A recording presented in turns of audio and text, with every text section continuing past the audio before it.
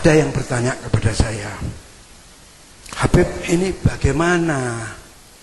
Yang jadi masuk Syiah ini banyak habaib yang masuk Syiah. Betul? Di daerah sini banyak.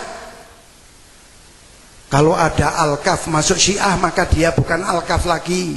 Kalau dia Hinduan masuk Syiah maka dia bukan Hinduan lagi. Kalau ada Asgaf masuk Syiah maka dia bukan Asgaf lagi. Mengapa demikian? Mengapa bukan kami yang mengeluarkan mereka dari habaib, tapi mereka yang mengeluarkan dirinya, bukan kami yang mengeluarkan mereka. Di dalam kitabnya Al-Habib Ali bin Abi Bakar As-Sakran, dalam kitab Al-Barghah Al-Masyigah, ketika beliau menyebutkan sebab hijrahnya Al-Imam Al-Habib Ahmad bin Isa dari Irak ke Hadramut, dikarenakan saat itu di Irak timbul fitnah, dan fitnah yang terbesar saat itu adalah timbulnya aliran Syiah yang memusuhi golongan Ahlus Sunnah wal Jamaah.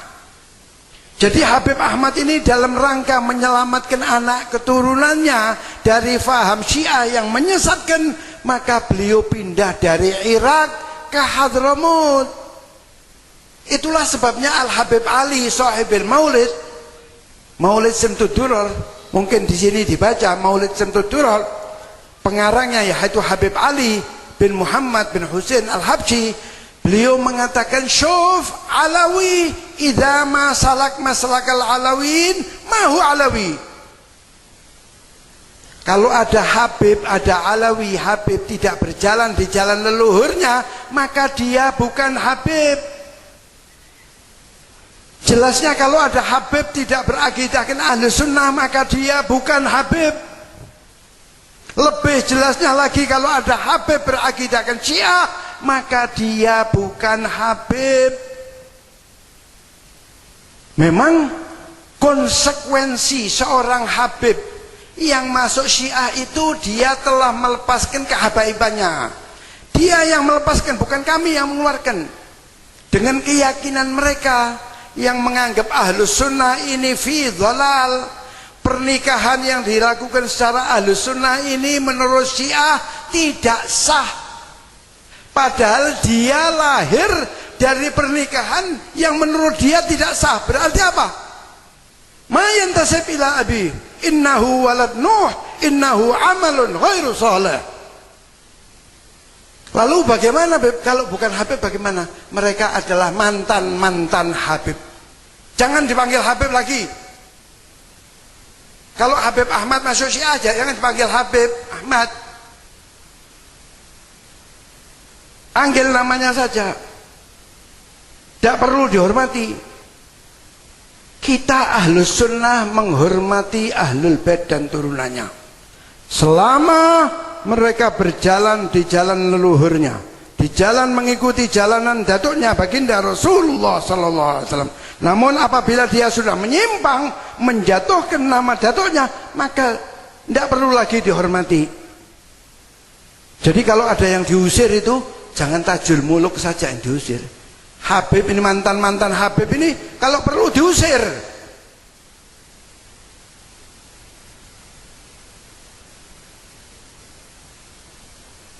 Karena mereka adalah penodaan agama. Itu Tajul Muluk kena 4 tahun karena penodaan agama.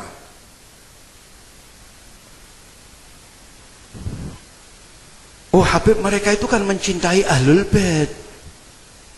Katanya Ahlus Sunnah itu hanya mencintai Abu Bakar dan Umar dan para sahabat. Orang Syiah itu kalau datang kepada umat Islam, propaganda, kampanye, dia mengatakan kami ini Syiah adalah kelompok yang mencintai Ahlul Bait. Kalau Ahlus Sunnah itu kan kelompok yang hanya mencintai Abu Bakar dan Umar, sahabat lainnya. Padahal justru kita ini Ahlus Sunnah yang mencintai Ahlul Bait. Mahabbah Ahlul Bait indana wajib. Bukan muslim dia kalau tidak cinta Ahlul Bait. Dan tidak ada yang namanya orang Islam tidak mencintai keluarga Nabi-nya, tidak ada. Bukan muslim dia.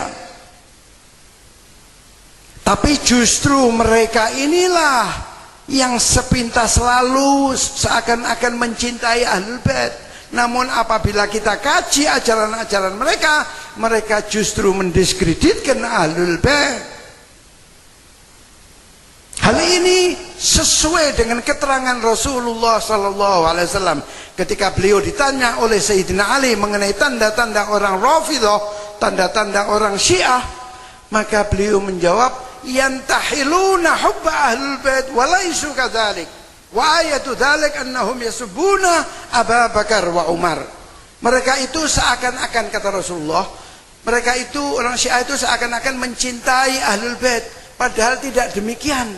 Dan tanda-tanda mereka suka mencaci maki Abu Bakar dan Umar. Jadi kita harus paham bahwa yang mencintai Ahlul Bait itu bukan orang Syiah, tapi justru kita. Mahabbah Ahlul Bait indana wajib. Bukan Muslim dia kalau tidak cinta Ahlul Bait.